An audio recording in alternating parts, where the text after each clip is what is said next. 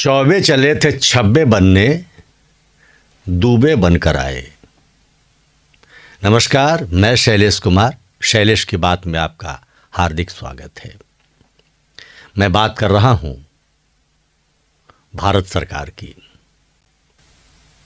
और यह पंक्तियां बिल्कुल फिट बैठती है वर्तमान सरकार पर, जो कि भाजपा के नेतृत्व में चल रही है, उस सरकार की। आज इसी पर बात होगी, और बात यह है कि यूजीसी नियमावली एक कानून आया 2026 में, और जिस पर पूरे देश में बवाल मचा, विवाद हुआ,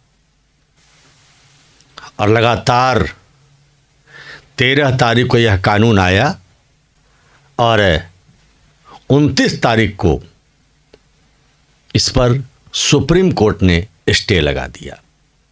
अब पूरी जो बात है वो इसी के इर्द गिर्द है, लेकिन इस विश्लेषण को हम समझें कि चौबे साहब जो छब्बे बनने गए थे वो दूबे बनकर कैसे आए।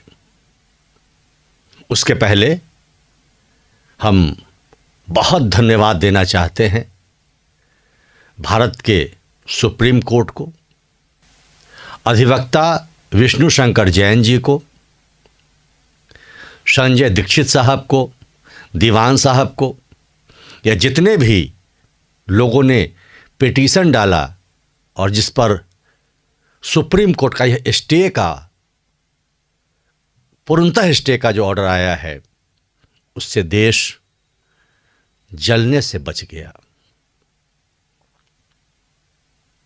देश उस त्रासदी से बचा जो बहुत इस राष्ट्र को क्षति पहुंचा सकता था। लेकिन खैर, हम चलते हैं उन बातों पर जो मैंने प्रारंभ में कहा कि चौबे चले छब्बे बनने, दूबे बनकर आए।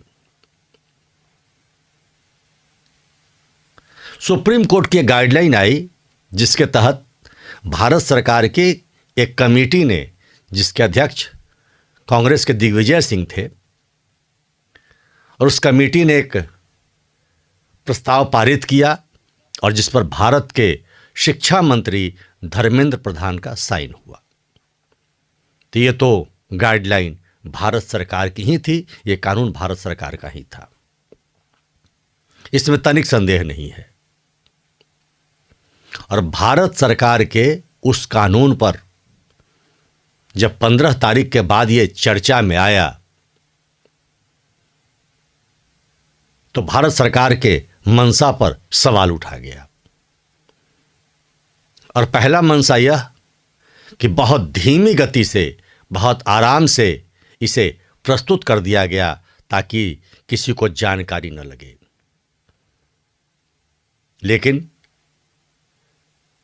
ये बात निकली, बहुत लोगों के बात समझ में आई और लोगों ने इसका विरोध शुरू किया। सोशल मीडिया में जो विद्वान जन थे या सोशल मीडिया में जिनकी पकड़ है, उन लोगों ने इस मुद्दे को उठाया और सरकार ने उसे नज़रअंदाज करने का प्रयास किया। बल्कि बहुत सारे सोशल मीडिया पर जो विद्वान लोग हैं, जो संपूर्ण रूप से राष्ट्रभक्त हैं, उन्हें अभद्रता के साथ कुछ जवाब भी दिए आईटी सेल ने, जो भारतीय जनता पार्टी की आईटी सेल है, वहां से वो निकल कर आया। और बहुत हल्के ढंग से उन लोगों ने इस पूरे मुद्दे को लिया। लेकिन सोशल मीडिया पर गति बढ़ती गई, विवाद बढ़ता गया और धीरे धीरे यह पूरे देश में व्यापक हो चला। और जो चौबे साहब थे, यानी कि जो सरकार थी, उसने उस पर चुप्पी साध रखी थी। और चुप्पी क्या साधा? पूरे नेशनल मीडिया को उन्होंने इस दबाव में रखा कि इसे बहुत ज़्यादा न प्रसारित किया जाए। लेकिन सच तो सच होता है, दबता कहां से। धीरे धीरे यह आग अपने उबाल पर आने लगी और जब नेशनल मीडिया में यह चर्चा चलने लगी तो सरकार के प्रवक्ता गायब हो गए। प्रवक्ता ही नहीं गायब हुए, बल्कि किसी भी नेता से किसी पत्रकार ने कहीं भी पूछा तो बिल्कुल जुबान पर ताला लग गई। एक शब्द बोलने को तैयार नहीं थे। यानी कि उन्हें ऊपर से आदेश आ चुका था कि इस पर कोई प्रतिक्रिया किसी को नहीं देनी है।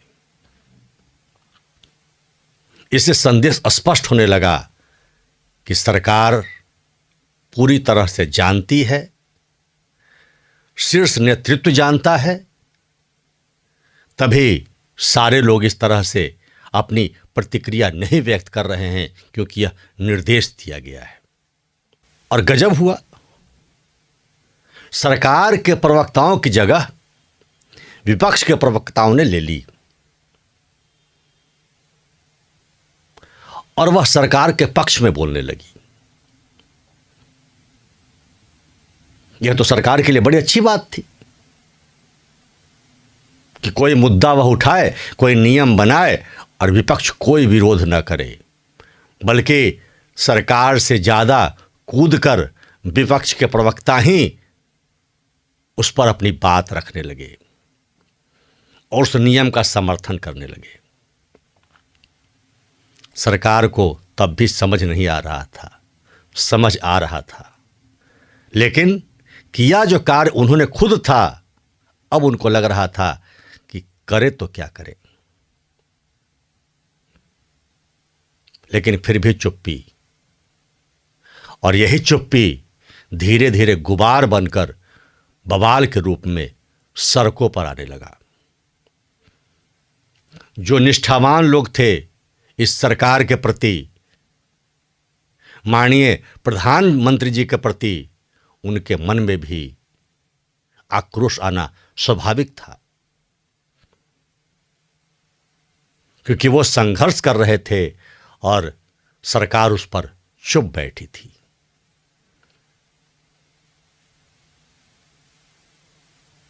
और सामान्य वर्ग को लगा कि यह हमारे साथ प्रतिघात हो गया। मन में वेदना और आक्रोश ज्यादा इस वजह से थी कि जी जान तन से मन से जिस सरकार को हमने समर्थन दिया, उसने ही हमारे पीठ में खंजर भोंकने का काम किया। और जब कोई आपका अपना व्यक्ति आपके साथ छल करता है तो अंदर से बहुत वेदना होती है। वही वेदना सामान्य वर्ग के मन में थी और धीरे धीरे आग बढ़ती गई और पूरे सामान्य वर्ग में यह भाव पैदा हो गया कि यह हमें प्रताड़ित करने का, यह हमें दबाने का यह कुचक्र सरकार की ओर से ही रचा गया है। और सरकार का कोई प्रतिनिधि समझाने को तैयार नहीं था, क्योंकि समझ ही नहीं आ रहा था। जानबूझकर यह कार्य किया गया था। कोई ऐसी बात दिख नहीं रही थी सरकार की ओर से जिससे लगे कि यह बात गलतफहमी में हो गई है। इससे और मन में लोगों को दृढ़ता पैदा हो गई कि यह उच्च स्तर पर ही जानबूझकर किया गया है। और जो वर्षों वर्षों से जो वर्ग इस सरकार के पीछे खड़ी थी, वह विद्रोह पर उतर आई। और यहां तक मामला निकल पड़ा कि अब विपक्षी दल के जो प्रवक्ता थे, नेता थे, वो सरकार के समर्थन में थे और जो सरकार के समर्थक थे वो सरकार के विरोध में थे। अजब का दृश्य, कमाल का दृश्य। इसका आकलन नहीं किया होगा सरकार ने, या फिर उस वर्ग को उन्होंने मृत प्राय मान लिया होगा। कुछ तो बात जरूर रही होगी, लेकिन जो होता है अच्छा ही होता है। कभी कभी संकट भी धार पैनी कर जाती है और अपने को पुनर्जीवित करना पड़ता है और अपने शक्तियों को जगाना पड़ता है कि अभी हमें शक्ति है। यह सामान्य वर्ग के लिए बहुत अच्छा अवसर रहा, और जो आपस में बहुत दिनों के बाद राष्ट्रवाद और हिंदुत्ववाद के अम्ब्रेला के नीचे देश एकजुट हुआ था, वह धीरे धीरे दरकने लगा, और इसका श्रेय भी सरकार को ही जाता है। लोगों को एहसास होने लगा कि यह सरकार राष्ट्रवाद हिंदुत्ववाद एक करने चली थी, वो सब वोट का कमाल था। एक हैं तो सेफ हैं, बटोगे तो कटोगे, सब किया और सब एक तो हो गए, लेकिन एक होने के चक्कर में एक के गर्दन पर चाकू रख दिया। और फिर कुछ लोग समझाने भी आए, और समझाने भी किस तरह से आए। कहा आपको याद नहीं है ईडब्ल्यूएस किसने दिया? हमने ही तो दिया था। तो क्या भीख में दिया था? कुछ बड़े बुद्धिजीवियों ने कहा कि रखो अपना ईडब्ल्यूएस। ये तो वही बात हो गई कि याद नहीं है हमने तुम्हें पैंट शर्ट सूट सिलवाया था, अब गर्दन काटने का अधिकार हमारा है। अब जब हम जरा गर्दन काट रहे हैं तो क्यों चिल्ला रहे हो? सूट हमने ही पहनाई थी। आपने दिया था इस देश की जनता को, आपने दिया था इस देश के गरीब को, उसका भी उतना ही अधिकार है। सच तो यह है कि उससे जो अधिकार छीना गया है उसकी भरपाई लीपा पोती करने के लिए आपने वो अधिकार उसको प्रदान किया है।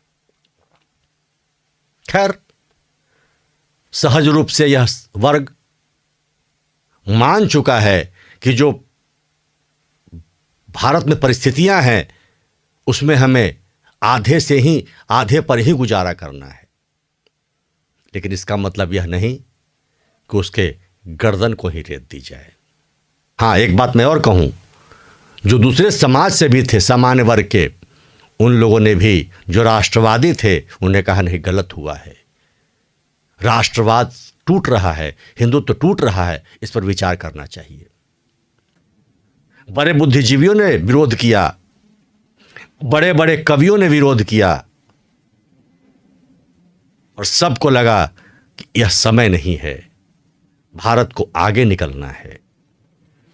लेकिन एक बात यह भी है कि राष्ट्र तो शांति की ओर बढ़ा है, लेकिन जो मन में घाव हो गया खंजर, वह कब तक बढ़ेगा? सरकार के प्रति जो सबसे बड़ा समर्थक वर्ग है, उसके मन में असंतोष की भावना आ गई है, वह कब मिटेगी?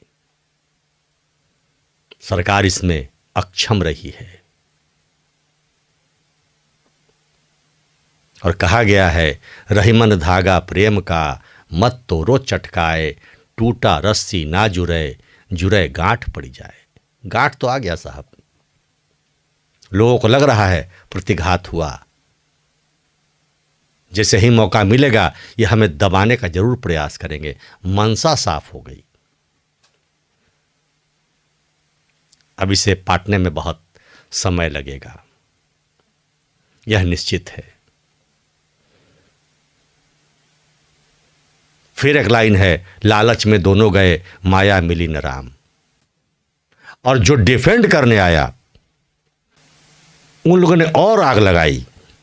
विपक्षी दल ने इसमें खूब आनंद लिया, और मनसा तो उन विपक्षी दलों की भी साफ हो गई जब एक प्रवक्ता ने, जिनका नाम कंचना यादव है, कहा कि फंसाया ही जाना चाहिए। इन लोगों ने बहुत दिनों तक राज किया, इसलिए इन लोगों को फंसाया ही जाना चाहिए। बिल्कुल सही नियम है ताकि फंसाया जाए। और वो पीएचडी हैं। जब इतने पढ़े लिखे लोग इस तरह से फंसाने की बात करते हैं तो मंशा तो स्पष्ट होती है, भाव तो स्पष्ट होता है। कितनी घृणा भरी है आपको उस वर्ग के लिए, यह भी परिलक्षित होता है। और उस घृणा के साथ साथ सरकार ने भी उन्हें मौका दे दिया, या यूं कहें उन्हें मंच दे दिया। स्टे लग चुका है, आगे इस पर सरकार क्या करती है यह भी लोग देख रहे हैं। लेकिन अभी तो दूबे के रोल में हैं। शैलेश की बात को सब्सक्राइब नहीं किया है, सब्सक्राइब करें, लाइक करें, शेयर करें। दूबे से फिर कब चौबे तक पहुंचते हैं यह देखने वाली बात होगी। आज इतना ही। बहुत बहुत धन्यवाद। जय हिंद, जय जय श्री राम।